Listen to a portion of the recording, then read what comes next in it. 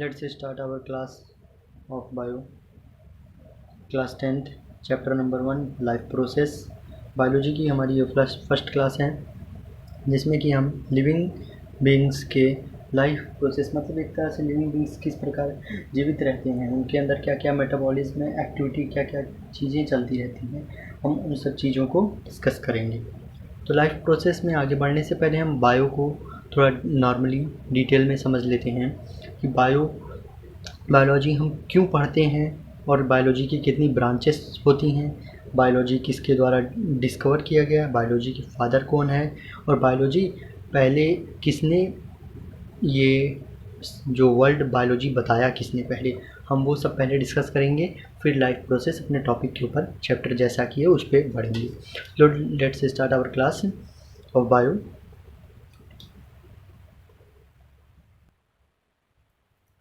जैसा कि यहाँ पे पहले से ही मैं सब रिटर्न कर लिख के रखा हूँ, क्योंकि लिखने में काफ़ी समय जाता है, इस वजह से वीडियो लंबी बन जाती है। तो लिख के पहले रखने से क्या फ़ायदा होता है कि वीडियो छोटी बनेगी और कम समय में आपको ज़्यादा बातें बताने का मौका मिलेगा। तो हम देख सकते हैं बायोलॉजी लिविंग बीइंग्स की एक साइंस है, मतलब कि बायोलॉजी में हम जीवित वस्तुओं के बारे में पढ़ते हैं। बायोलॉजी दो वर्ड से मिलकर बना है। एक पहले बायोस का मतलब होता है लाइफ, लोगोस का मतलब होता है स्टडी, मतलब लाइफ के बारे में हम स्टडी करते हैं। बायोलॉजी में क्या होता है, हम लाइफ के बारे में स्टडी करते हैं। और ये दोनों ही वर्ड बायोस और लोगोस ये हमारे ग्रीक वर्ड से लिए गए हैं। तो बायोलॉजी हम जान चुके हैं किन बायोलॉजी लिविंग थिंग्स के लिए स्टडी के लिए बना है, लाइफ स्टडी जिसका इसका मतलब होता है। बायोलॉजी की फादर कौन है, बायोलॉजी के फादर हम अरस्तु को कहते हैं, एरिस्टोटल जिसे कहते हैं, अरस्तु को बायोलॉजी का हम फादर भी कहते हैं। अब हम आगे डिस्कस करते हैं बायोलॉजी पहली बार किसके द्वारा बोला गया। ठीक है, बायोलॉजी पहली बार लेमार्क जो कि फ्रांस के थे और ट्रेविरनस जो कि जर्मनी के थे, ये दोनों साइंटिस्ट के द्वारा पहली बार बायोलॉजी को बोला गया। मतलब कि बायोलॉजी इन्हीं के द्वारा पहली बार, मतलब कि जो ये वर्ल्ड बनाया गया बायोलॉजी पहली बार इन्हीं के द्वारा बनाया गया था। इन्होंने बायोलॉजी को ही एक तरह से बताया कि हम जो लिविंग ऑर्गेनिज्म के स्टडी करते हैं हम उसे बायोलॉजी कह के बुलाएंगे। ठीक है, बायोलॉजी के फादर कौन है, अरस्तु। बायोलॉजी पहली बार किसके द्वारा बुलाया, मतलब कि बताया गया, लेमार्क और ट्रेविनस। ठीक है, ये दोनों, लेमार्क फ्रांस के थे, ट्रेविनस जर्मनी के थे। तो हम देखते हैं बायोलॉजी को किन दो भागों में डिवाइड किया गया है। बायोलॉजी को हम बोटनी और ज़ूलॉजी में डिवाइड करते हैं। बोटनी के फादर हैं हमारे थियोफ्रेटस। ठीक है, बोटनी के हमारे फादर हैं थियोफ्रेटस, ज़ूलॉजी के हमारे फादर हैं अरस्तु। ठीक है, बॉटनी में हम स्टडी ऑफ प्लांट्स करते हैं, प्लांट के बारे में जितनी भी बातें हम स्टडी करते हैं वो बॉटनी के अंतर्गत आती है। ज़ूलॉजी में हम स्टडी ऑफ एनिमल के बारे में हम जितनी भी स्टडीज़ करते हैं वो हमारे ज़ूलॉजी में आते हैं। तो ठीक है, दोनों के फादर्स आप देख सकते हैं और हम किन किन चीज़ों के उसमें किन किन ब्रांच में क्या क्या स्टडी करते हैं वो भी आप देख सकते हैं। बॉटनी में हम प्लांट्स के बारे में स्टडी करते हैं, ज़ूलॉजी में हम एनिमल्स के बारे में स्टडी करते हैं। तो हम बढ़ते हैं नेक्स्ट टॉपिक की ओर। जैसा कि नेक्स्ट टॉपिक है हमारा सेल। ठीक है, लाइफ प्रोसेस से पहले हमको सेल देखना बहुत ज़रूरी है। सेल ये आपके क्लास 9th का टॉपिक है। ठीक है, सेल डिफिनेशन बता दे रहे हैं। सेल जिसे हम कोशिका कहते हैं हिंदी में, structural and functional unit of life. ठीक है, इसके बिना हमारा जो बॉडी का वर्क है वो होना असंभव है, क्योंकि छोटे छोटे सेल्स से ही मिलके कई बड़े बड़े नर्व्स प्रोसेस काम करते हैं। ठीक है, structural and functional unit of life, cell discover किया गया है रॉबर्ट हुक के द्वारा 1665 ईस्वी में। ठीक है, सेल डिस्कवर किया गया था रॉबर्ट हुक के द्वारा। तो अब आगे देखते हैं life process. All the process perform by living organism to maintain their life on the earth is called living process.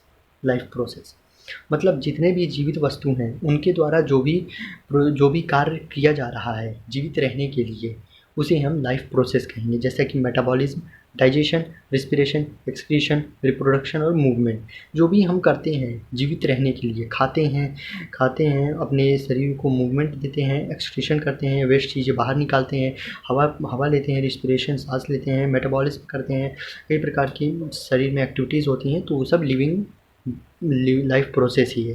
ठीक है। तो मेटाबॉलिज्म क्या होता है?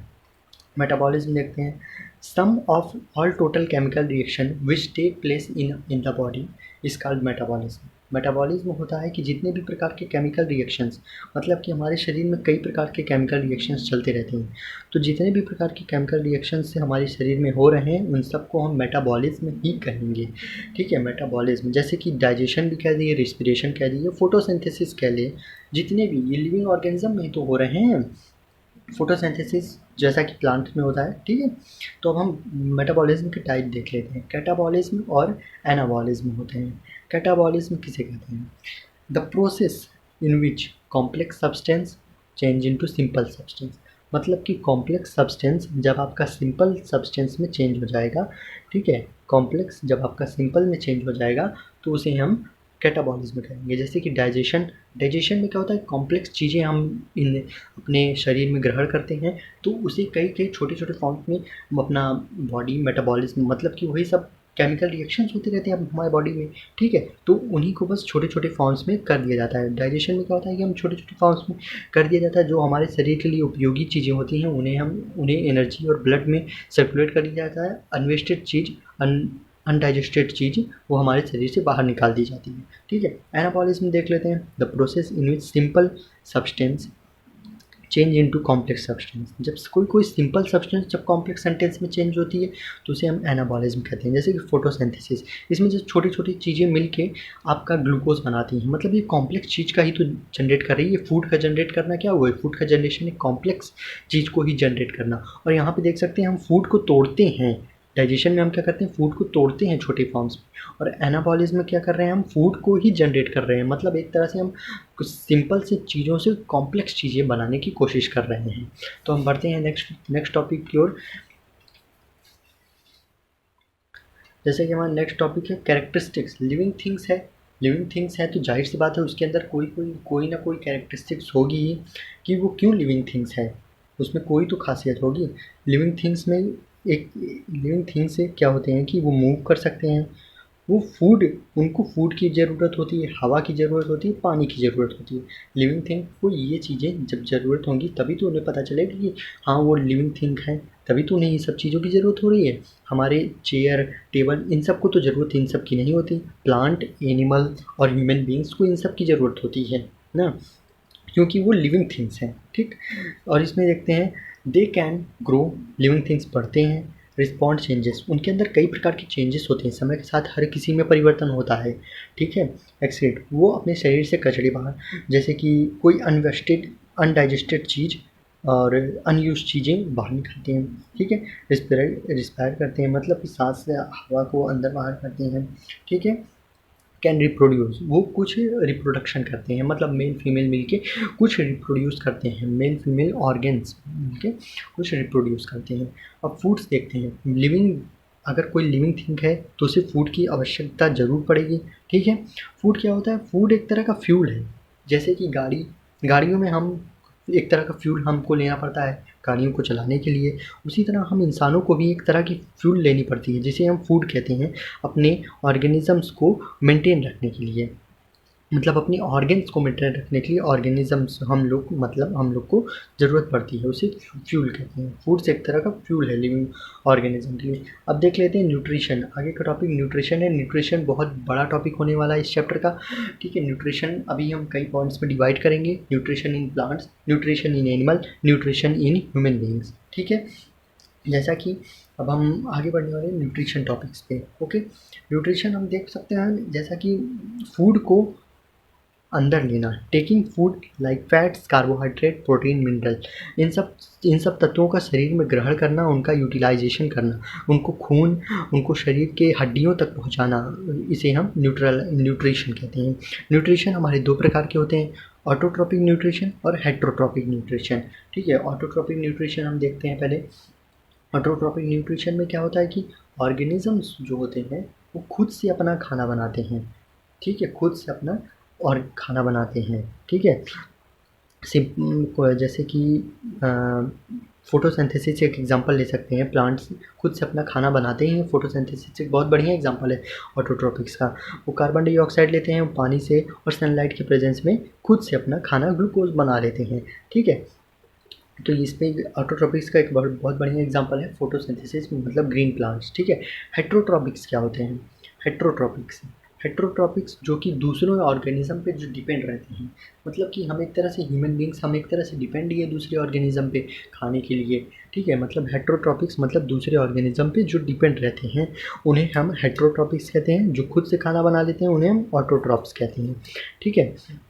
तो हेट्रोट्रॉपिक को भी और क्लासीफाई किया गया है। उनके भी 3 टाइप्स हैं, सेप्रोट्रॉपिक न्यूट्रिशन, पैरेस्टिक न्यूट्रिशन और होलोजोइक न्यूट्रिशन। इन तीनों न्यूट्रिशन को हम डिटेल में थोड़ा स्टडी कर लेंगे, तभी आपको बातें समझ में आएगी कि हेट्रोट्रॉपिक न्यूट्रिशन कहना क्या चाह रहा है, ठीक है। हेट्रोट्रॉपिक एक चीज़ तो आप जान गए कि ये खुद दूसरे पे डिपेंड रहते हैं, ठीक है। अब इनके जो क्लासीफाई किया गया वो टॉपिक्स को देख लेते हैं, ठीक है।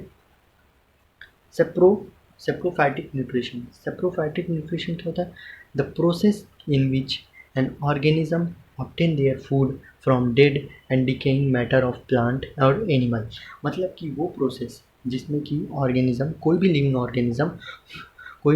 ऑर्गेनिज्म अपना फूड मरे हुए या मर चुका हुआ मैटर या प्लांट या एनिमल से ऑब्टेन करता है। मतलब कि कोई भी लिविंग ऑर्गेनिज्म मरे हुए प्लांट या एनिमल से अपना फूड ग्रहण करता है, उसे हम सेप्रोफाइटिक कहते हैं। मतलब कि हेट्रोट्रॉपिक्स में भी 3 प्रकार के डिफाइन किए गए हैं टाइप्स को, ठीक है। जैसे कि इसमें एग्जांपल ले सकते हैं राइजोपस को, ठीक है। पैरेस्टिक न्यूट्रिशन किसे कहते हैं? वो न्यूट्रिशन, ठीक है, जिसमें कि ऑर्गेनिज्म दूसरे से खाना तो ले रहा है पर उसे हार्म नहीं करेगा, ठीक है। ये चीज़ पैरेस्टिक कहता है। मतलब कि mode of nutrition in which an organism lives upon another organism and obtain their food from it and without get harmful them. मतलब कि लिविंग ऑर्गेनिज्म दूसरे पे रहेगा, उससे खाना लेगा पर उसको हार्म करे बिना, ठीक है। इसे पैरेस्टिक न्यूट्रिशन कहते हैं। जैसे प्लाज्मोडियम मतलब मलेरिया, ठीक है। ये मतलब कि मलेरिया अपने बॉडी से हमारे बॉडी से खून लेता है, ठीक है। वो लगा रहता है हमारे बॉडी पे चिपका रहता है, वो खून लेता है पर हमारी बॉडी को तुरंत हार्म नहीं करता, पर कुछ टाइम बाद हार्म करता है, ठीक है।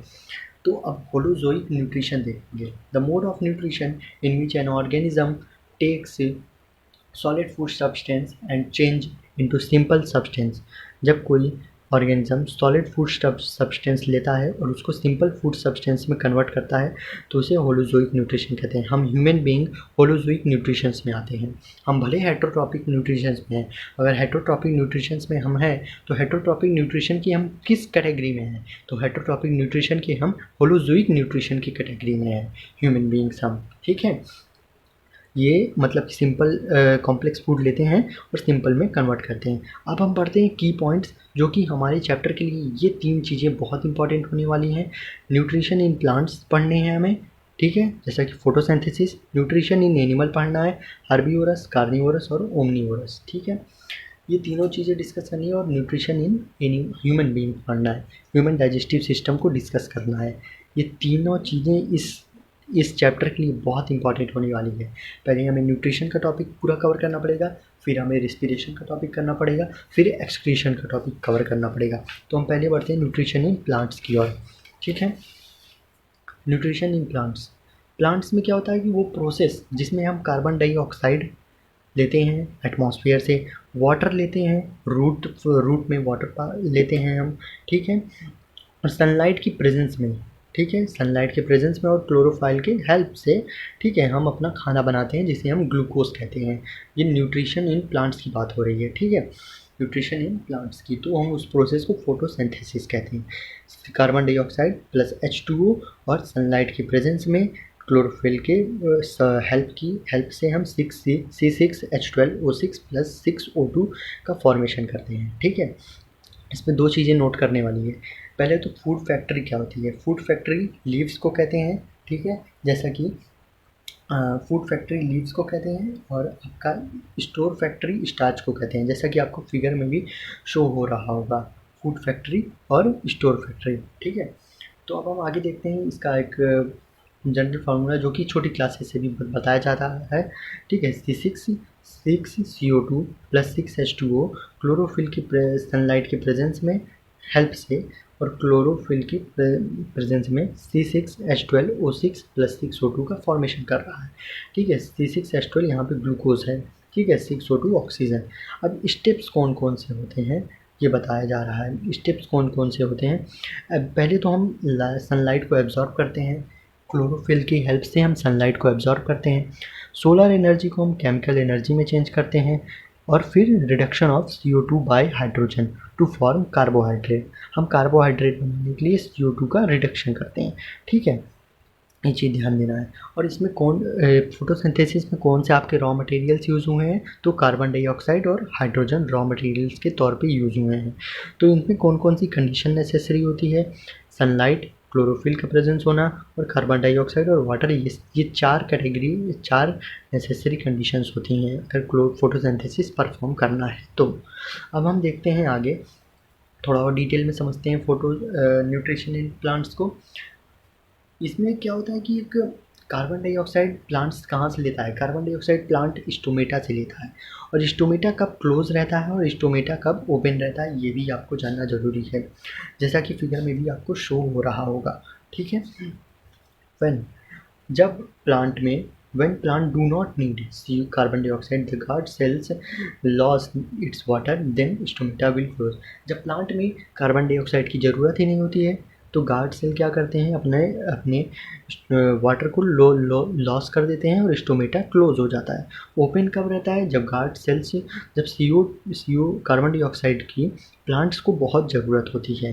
ठीक है, कार्बन डाइऑक्साइड को प्लांट की बहुत ज़रूरत होती है और गार्ड सेल सारे वाटर को एब्जॉर्ब कर लेते हैं, तो वो काफ़ी टर्चाइड हो जाते हैं, मतलब काफ़ी मोटे हो जाते हैं। तो उस समय क्या होता है, स्टोमेटा आपका ओपन हो जाता है। ठीक है, ये चीज़ें थी न्यूट्रिशन इन प्लांट्स तक। ठीक है, साइट ऑफ फोटोसिंथेसिस देख लेते हैं। It occurs in chloroplast, it is present in mesophyll cell. जैसा कि आपको फिगर में भी दिख रहा होगा, साइट मतलब कि फोटोसिंथेसिस के एक साइड बना के दिखा गई है कि फोटोसिंथेसिस इसी पे होता है।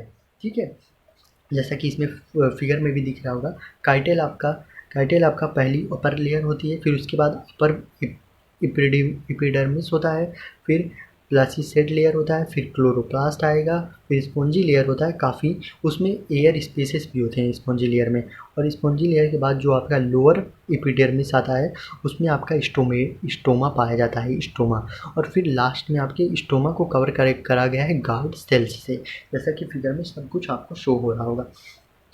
तो बस आज के लिए न्यूट्रिशन इन प्लांट्स तक। अब हम नेक्स्ट लेक्चर में डिस्कस करेंगे न्यूट्रिशन इन एनिमल, फिर nutrition in human being discuss करेंगे, जैसे कि ह्यूमन डाइजेस्टिव सिस्टम बहुत ही अच्छा और बहुत ही लंबा टॉपिक होना है। एग्जाम पॉइंट ऑफ व्यू से ये तीनों टॉपिक बहुत ही इंपॉर्टेंट है, nutrition in plants, nutrition in animal, nutrition in human, ये तीनों topics exam point of view से बहुत इंपॉर्टेंट होने वाले हैं। तो आज की क्लास को यहीं हम समाप्त करते हैं। जैसा कि PDF आपको डिस्क्रिप्शन बॉक्स में दे दिया जाएगा, तो आप वहाँ से नोट्स बना सकते हैं। जय हिंद।